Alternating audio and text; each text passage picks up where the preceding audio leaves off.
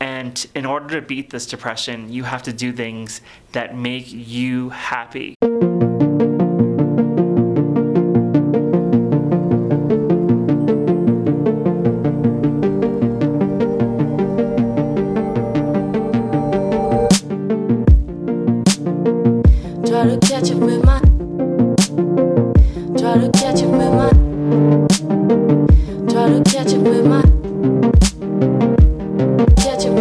In your life. So that's what I want to talk about. I hike all the time, a few times a week. I'm on my bike a few times a week, and I've gotten in such great shape here in Alamosa, Colorado. So it's been great. I've done what I came here to do. But you might be where I was right now. You might be down in the depths. You might be smoking cigarettes. You might be doing some other drugs. You might be drinking a lot. You might be eating bad foods. You might be gambling. I also gambled a lot. I'm not going to talk about poker, but I will say that even though I made money playing poker, it furthered my dive into the depths of depression. And activities like that are only going to hurt you. There's very few people in the world that can smoke cigarettes, drink alcohol, and gamble and have casual sex that are okay up here and okay here and within the rest of your body and within your soul. I'm not perfect. I have some things that I still have to work on. There are some bad habits, some vices that I still have, but I do not smoke cigarettes. It has been, I will tell you, it has been 13 and a half months since I smoked once a cigarette at all. Before that, I was only smoking maybe 1 or 2 cigarettes a month. And I smoked quite a bit in Colombia when I was in Colombia about a year and a half ago. But before that, when I was playing poker, I would smoke maybe a pack a week, sometimes more, sometimes less. And then when I was in the Navy, sometimes I smoked a pack a day. And that's just part of military culture. And I'm not bashing the military for that. I know that's changed a bit since I've been out. But it's just part of the culture.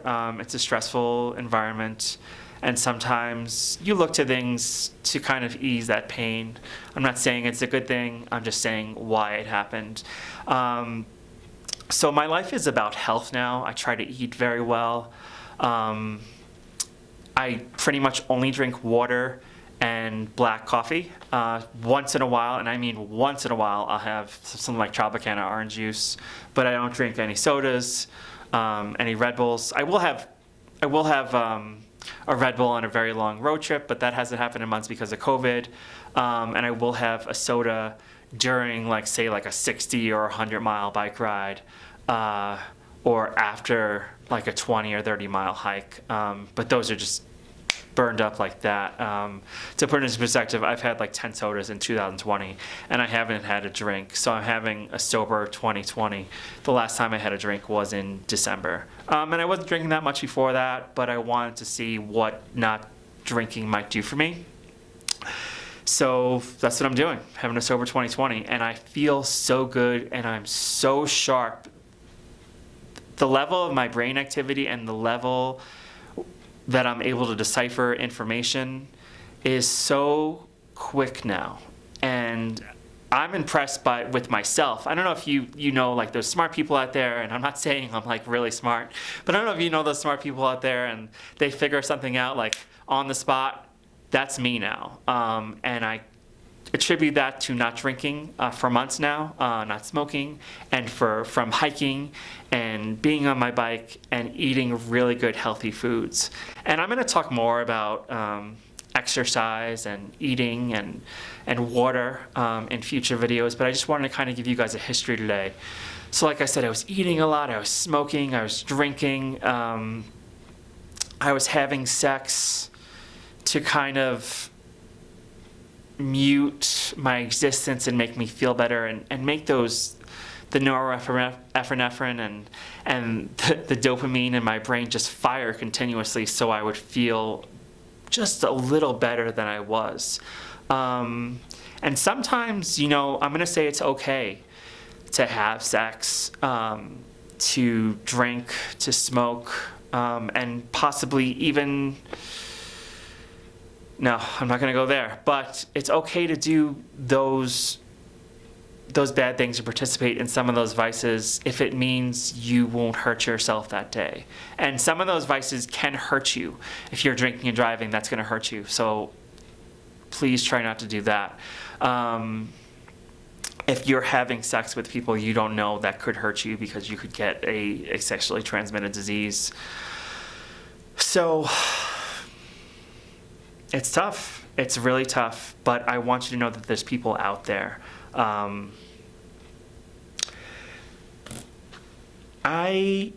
Let's talk about support. Specifically during this period of COVID, I reached out. I had a few friends here in Alamosa, but one moved to Japan, one moved to Vermont, and pretty much all my friends are gone. I hope to meet new friends now. It's hard because there's not that many people here, and even though I'm in Colorado, there's not that many people that are hiking or on their bike. But I did meet some new AmeriCorps members, so I might start hanging out with them soon. But reaching out in general, I reached out to a couple professors who pretty much told me to go climb a tree. And I reached out to a couple more who were very supportive of me. And I walked with one of my professors with her dogs, and we walked through Alamosa and talked.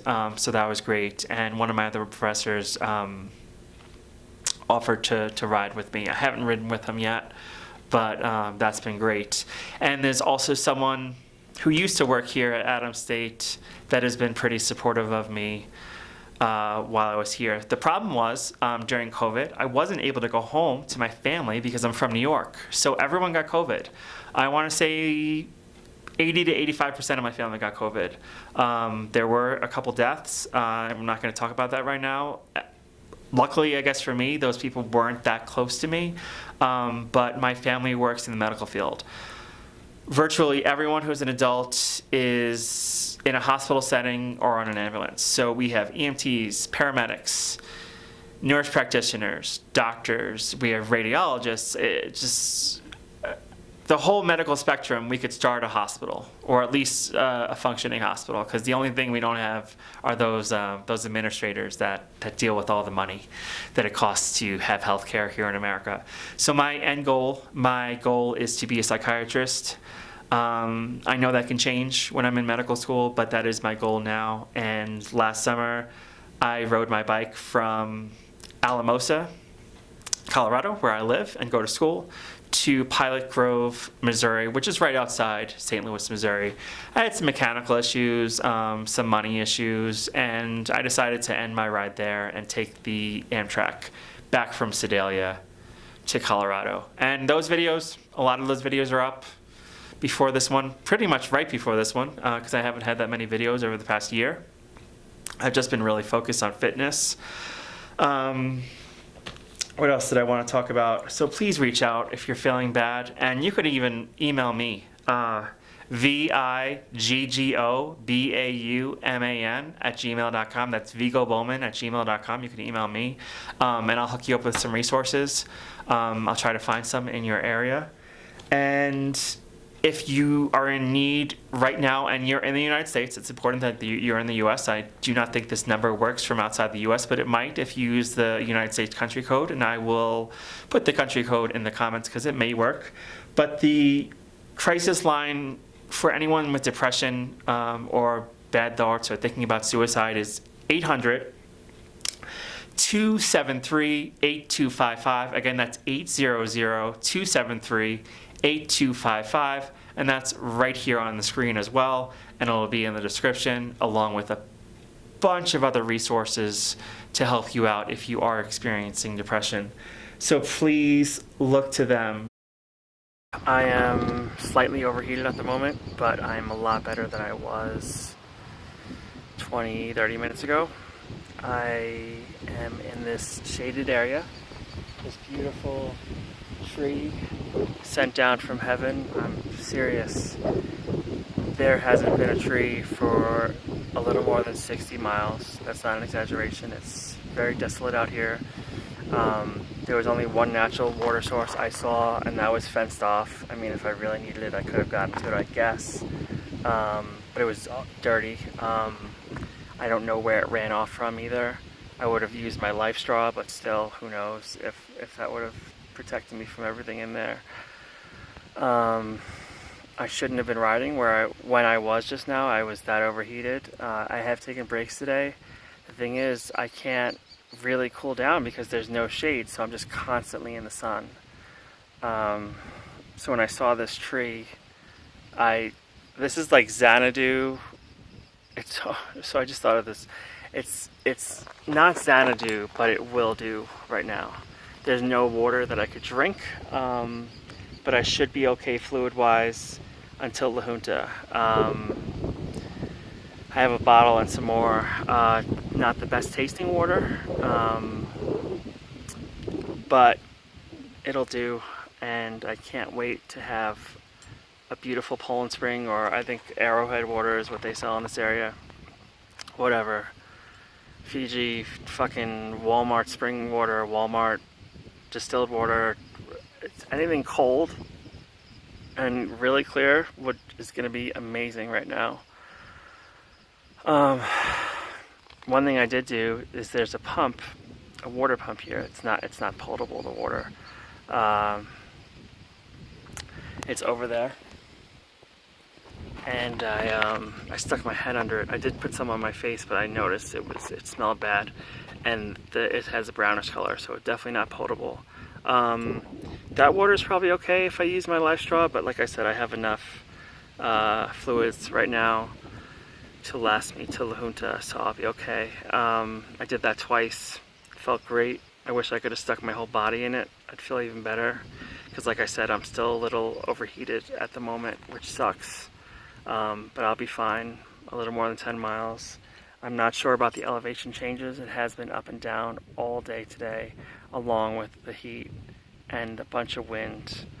So hopefully it's flat, or if it's downhill, then I don't know, I'm converting to like 3 different religions, plus Catholicism.